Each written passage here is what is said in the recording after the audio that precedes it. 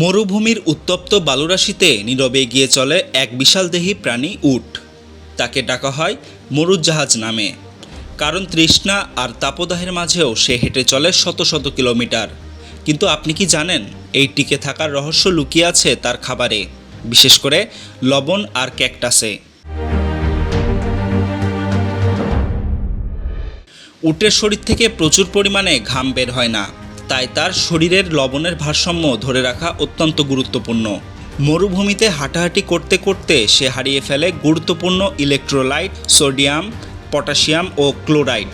এই অভাব পূরণ করতেই তাকে খাওয়ানো হয় লবণ। স্থানীয় বেদুইনরা মনে করেন এক মুঠো লবণ উটের জন্য জীবনদায়ী।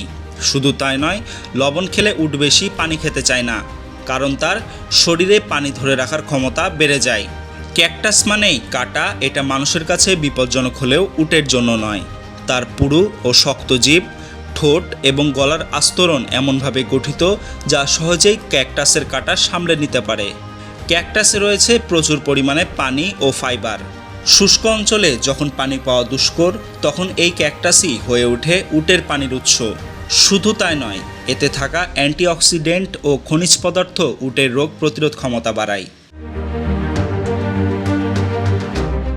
অনেকে আবার ভাবেন উট যা পায় তাই খায়, কিন্তু আদতে মরুভূমির কঠিন পরিবেশে বেঁচে থাকার জন্য তার খাবার নির্বাচন অত্যন্ত কৌশলপূর্ণ।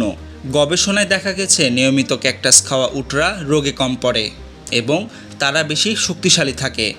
মরুভূমির কঠোর বাস্তবতায় উটের প্রতিটি পদক্ষেপ জড়িয়ে আছে বেঁচে থাকার সংগ্রামের সঙ্গে, আর তার খাদ্যাভ্যাস লবণ ও ক্যাকটাস এই সংগ্রামেরই এক প্রাকৃতিক উত্তর। যে প্রাণী আমাদের জন্য বোঝা বহন করে, তাকে একটু বুঝে নেওয়া, এই তো আমাদের দায়িত্ব।